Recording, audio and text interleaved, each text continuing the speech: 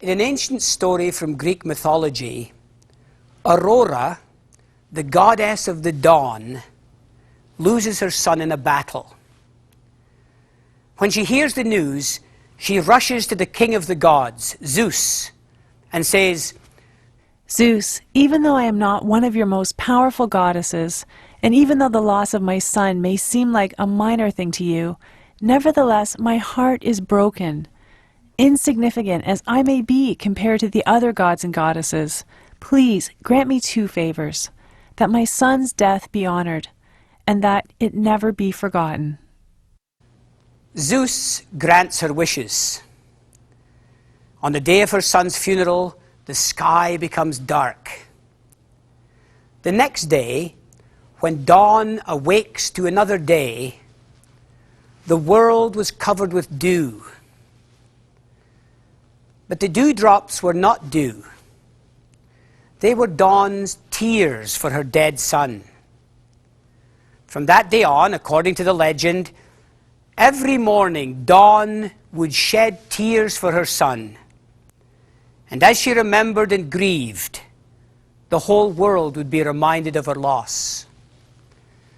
But here's the most wonderful thing about the story.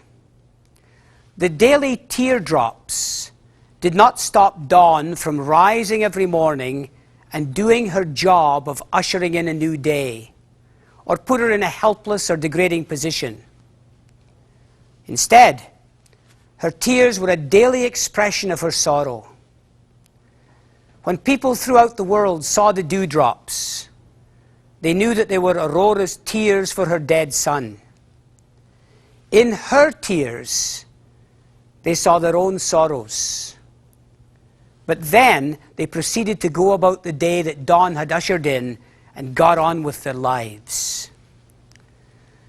This story reminds us of the importance of our grief and the significance of honoring our loved ones with tears, while also reminding us of the necessity of honoring our loved ones even more by going on with life.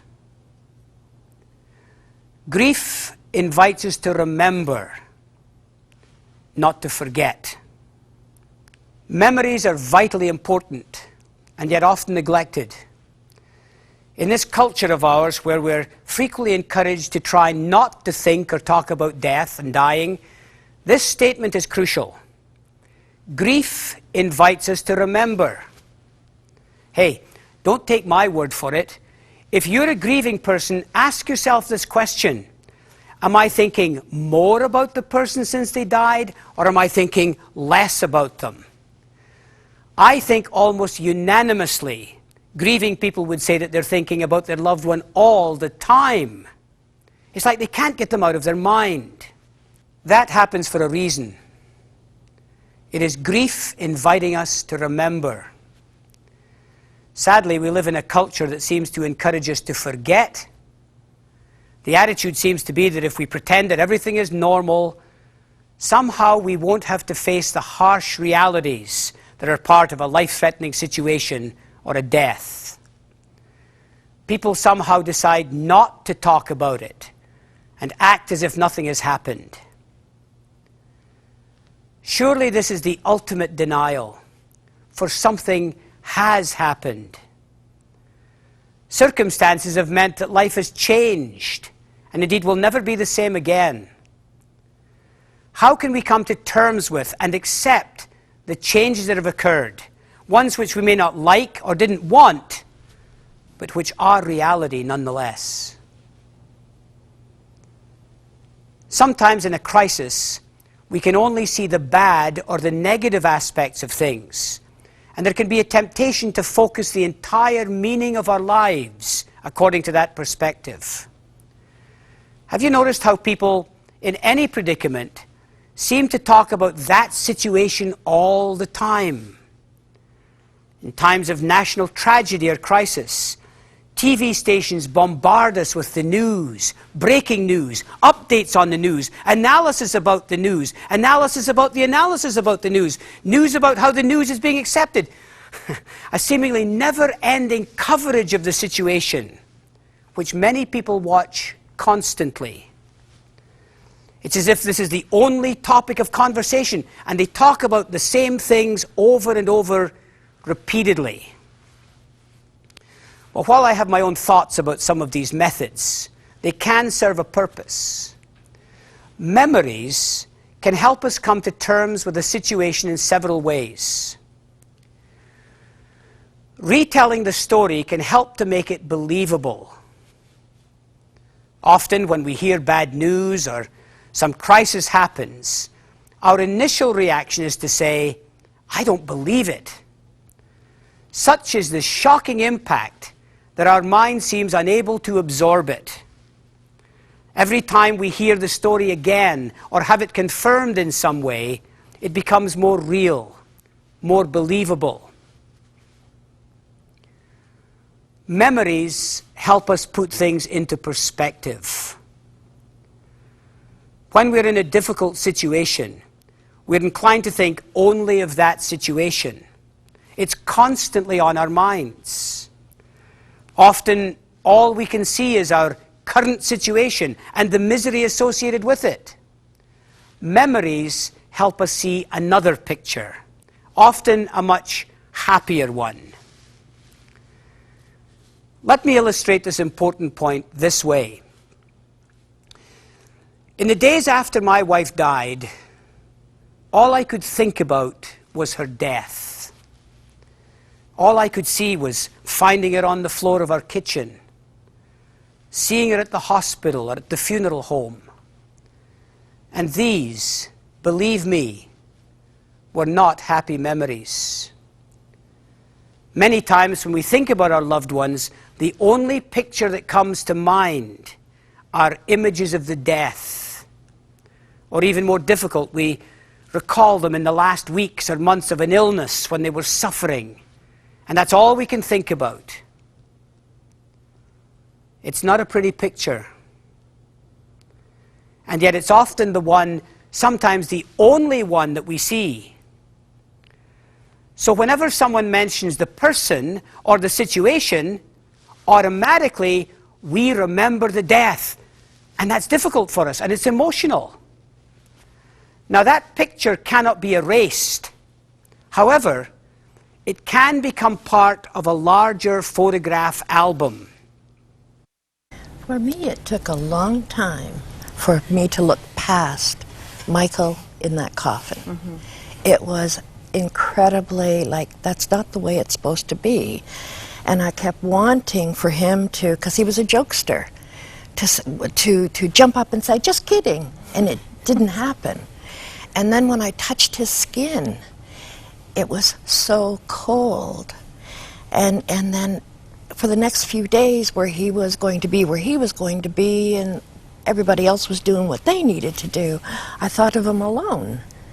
And he'd never been alone. And it took a long time, and I could find, in my head, there were times that there was a voice screaming, "He can't be dead, he can't be dead." And it's like, it was horrible.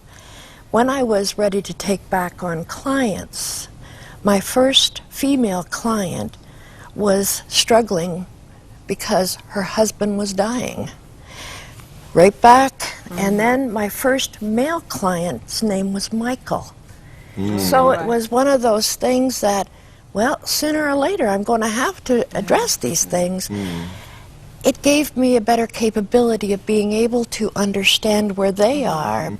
But I can see Mike as a 1.5-year-old in my mind, that nobody can take that away from me, with a little mallet over his head. He was going to hit this block, or all these different things that were mine and mine alone. And it gave me an opportunity to look back over the pictures of his life and just realize just how happy Mike was as a human. You know, it was wonderful, and now I can see his smiling face. You know, he was a treasure.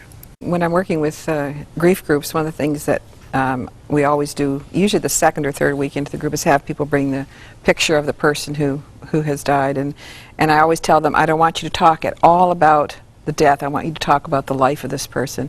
And I think that's one of the things that's so healing, is that you get beyond seeing them as a sick person or in a tragic kind of a situation, and if you can go back to some of the memories of when you first knew that person, or when you first had your child, or when your son was born and when he was in junior hockey or something. Those kinds of memories are the ones that I think can begin to sustain you, but it takes folks so long to get beyond those awful visions of what the person looked like when they were dying, or if it was a tragic event. That's so hard to get that.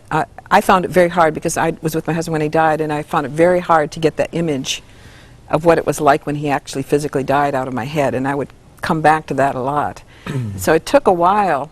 The other thing I'm going to comment on, when you're talking about the second and third year, I found the second year harder in a lot of ways, because nobody remembered that we had an anniversary or that it was his birthday. The first year, everybody would call when it was the birthday or the anniversary and say, "How you doing?" and "I know it's a hard day for you." The second year, nobody but me remembered those things. You know, and it's like you're the keeper of the memory. You become the keeper of the memories then, and you have to kind of, with other people. Well, I think we always are the keeper of the memory, and I think what I noted in the initial stages is, you'd say, okay, it's a week. Yeah. It's 10 days, it's a month, it's 45 days. We just kept measuring in terms of time. But in my process as pastor, I think we begin the process even earlier in terms of organizing the funeral service. I tell the families that there's a tension here. On the one hand, we're mourning and grieving the loss, but on the other hand, we're celebrating a life. And that my role is to deal with the mourning and the grieving, and their role is to do the celebrating. So the eulogy is about the celebration, the tributes are about the celebration. The music that we choose is celebratory music. We're not just here to mourn and cry and howl. We're here to celebrate, but recognizing that the person is no longer here. So we're here to recount the memories, but we're also mourning because we recognize that from this point forward, we're not going to be creating any more history. We're not going to be creating any more memories. So it begins from day one. And I encourage the families. I said, part of this grieving process is being able to tell your story. But the reality is, friends and family aren't too keen on hearing your story after a couple of months. And that's half the reason they start avoiding, because that's all you want to talk about. That's right. And you have a need. But the fact is, somebody needed to be there to hear the story. And most of our friends, after a while, they kind of say, "Well, aren't you over that by now?" And I said, "Well, actually, I didn't have the flu. It wasn't the chicken pox." That's right. But unless you've been there, I don't think you really get it. I realized we had turned the corner with memories, because in the beginning everybody just talks about all the good things. Oh, he was so wonderful and he did this. And now his friends will say, "You remember when?" And they just tell some of the awful stories.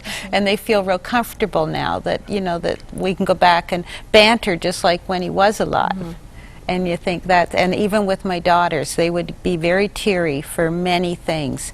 But now, like my husband, when he would be angry, he would always make his lip tight. And my youngest daughter will say, "Oh my God, I'm making my lip tight just like Daddy." Like, wouldn't you know, I would have inherited that. So, and that just, I think that was a big corner for us. That now he's not sort of godlike anymore. He's just a normal person. And I've always felt blessed with my family and my friends and my coworkers. I was always able to talk about Joe and Reg, and they were always free to talk to me. So even my little nephew, who didn't know them, they would still ask questions, or both my nephews would, but especially the little one, and that made me feel good. From a professional side of things, when we talk about memories, it's amazing how many people want to lessen the visitation periods today. And yet afterwards they come back and say that was one of the best times, because people are now being more creative with what they do with visitation times, lots of pictures, lots of memorabilia. And the stories people then tell make the families feel so good. And for me, that always made me feel good when somebody would come up with a funny story or remember the stupid things he did, and I always loved that. And like I say, I was always blessed with good family and friends and coworkers. And I think that the things, sometimes when people who are trying to be supportive and don't know what to do, some of the best things I got after Mitch died were the letters and cards, and people would send their memories of him in the part of his life that they knew. Gosh, those are so special because that was maybe not something that I knew about, but it was what they cherished in that particular, and that really enhanced the memories for all of us because it made fleshed out a person who who they knew in a certain way that other people didn't know in a certain way. So in a way you were making new memories because you were finding out things about them that they hadn't known before. Yeah, yeah. I find that happened both for me personally and within the context of pastoring, where the stories that other people would show up with, and you'd be saying, I thought I knew that person really well, but they had this whole breadth of experience and interactions beyond what we even knew about. And oftentimes, with often a sense of regret, saying, I wish I knew that because I could have engaged in this particular manner. But yes, I think what that does, it just enhances the image of the person in one's sight when you realize that they were such a great person to start with, and then you hear all these other compartments and components of their lives that just made them an even more well-rounded, empathetic human being. In other words, it's important to remember that this image of the death is not the only picture. There are other snapshots, better images of good times and better days. Although the images of the death are difficult, there are also images of life that are so much more beautiful, and understanding that can soften our memories. When we can relive our memories, it helps us to see that there is much for which to be thankful. It helps us to reconcile some of the situations that have affected us for years. There's always more than one way to look at any situation. Since Damon's passed away, I think about him all the time, pretty much. Initially, I just thought about him when he was sick, but then lately I've been thinking about before that, which is very painful because it's something that we wanted to see again, him healthy and not on any medication or anything. But so it's been a painful place to go, but I like to think about memories from when he was healthy. Well, I guess I relived the memories more of doing things that he and I did. Getting on a plane for the very first time after he died was extremely hard, knowing there was a pilot there, knowing that that individual could be my son, flying the route that he flew. I've taken that route many times since on business. Just having to fly that route was extremely difficult. The funeral home where my husband had his reception made me a video of all past photographs of the children and us together and friends, and you know, I watch it every night before I go to bed. I'm never tired of watching it. On Father's Day I chose not to open the business because I thought I couldn't handle it, and I said to the children, look, you just do what you have to do. I think I want to be alone. And I just pottered around the house doing all jobs, and I needed a screwdriver for something. The drawer opened, and I just cannot believe, but in that drawer was every letter we'd ever sent to each other. But it was almost like he sent me there to get them. Well, the rest of the day I didn't get very much work done. I sat and read all these letters, and it just felt like it was yesterday. Reading those letters brought back so much into my life. Since my dad died, I find that a lot of things that happen just in day-to-day life remind me of him. So I can be thinking, oh, Dad would have thought this about getting gas in the car, or Dad would have said this about the news. Dad would have had a comment to make about the change in Britain's Prime Minister.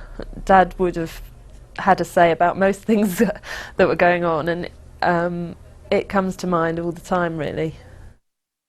We used to love to cook together.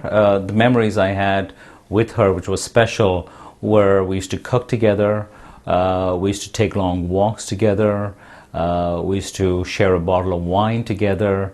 We used to love just bantering with each other and about everything and anything. I do go emotionally through the different stages of life, and what she did give to me, rather than what is left with my life, and what we have accomplished, what we have shared. That I try to reason with myself is the memories which we had, not what we do not have. For the listener also, reminiscence has many rewards. My auntie died this summer at 93 years of age. I used to love going to visit Auntie Jean, not just because she was my favorite auntie, but because she would talk to me about my dad, who was her brother. As I've shared, my dad died while I was still in school, after many years of illness, so I never really got to know him. Auntie Jean told me the stories of my dad when he was a kid, and as a young man, and some of the escapades he got up to. It would be a thrill for me when I would make some humorous observation and Auntie Jean would say, "Oh, you're just like your dad." I also know that she used to enjoy talking about those days to me as well, because she was able to see, even though she was now in a nursing home, that she'd had a wonderful life. Sharing memories can be an amazing gift. Not only is there the pleasure of being able to help someone, there's the satisfaction of getting closer to them and learning and growing from their wisdom and experiences. We have to put the death in the context of the life. That's what's going to help soften the difficult memories of the death. Helping someone remember the better days doesn't deny the present reality. It merely serves to put it in a more meaningful and gentler context. Life is difficult right now, but it has not been all bad. Remember when this happened? Do you recall that happy moment or that humorous incident? These better memories help to put life into perspective, good and bad, happy and sad, enabling the person to come to a better place of reconciling the fact that that's life. Life should not be defined by this one tragic event. So here is an important signpost. We must let the light of the years shine on the event,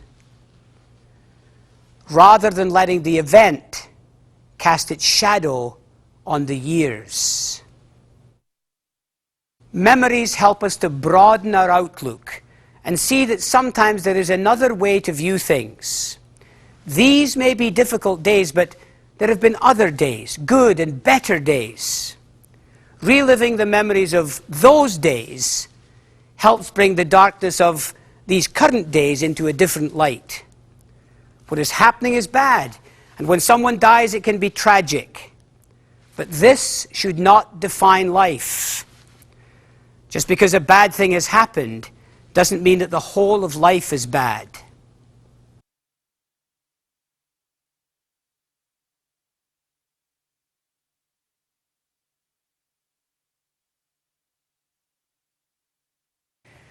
One dark and stormy night, a ship's captain was trying to maneuver his vessel through a particularly difficult stretch of water when he saw what he perceived to be the lights of another ship heading straight towards him through the fog. He had his signalman flash a message to the other ship: "Change your course 10 degrees south." The reply came back: "Change your course 10 degrees north." Well, somewhat indignant, the captain sent a second message: "I am a sea captain, and I order you to change your course 10 degrees south." A second message came back: "I am only a seaman first class, but I order you, change your course 10 degrees north." A seaman first class? The captain was furious. He sent a third message: "I said change your course south. I'm on a battleship." To which the reply came back: "Change your course north. I'm in a lighthouse." Well, the moral of that story is that there are some things that can be changed and other things that cannot. Sometimes things happen that cannot be changed. They're set in stone, just like the lighthouse. Someone you love dies. And as much as you may hope that the circumstances will change, like the captain, all you can change is how you allow yourself to be affected by the situation. The good news is that while we may not change what has happened, we can decide what we're going to do about it now that it has happened. Loss is inevitable, but what we do about it is optional. One option is to be bitter and resentful and angry, but that's only going to hinder you.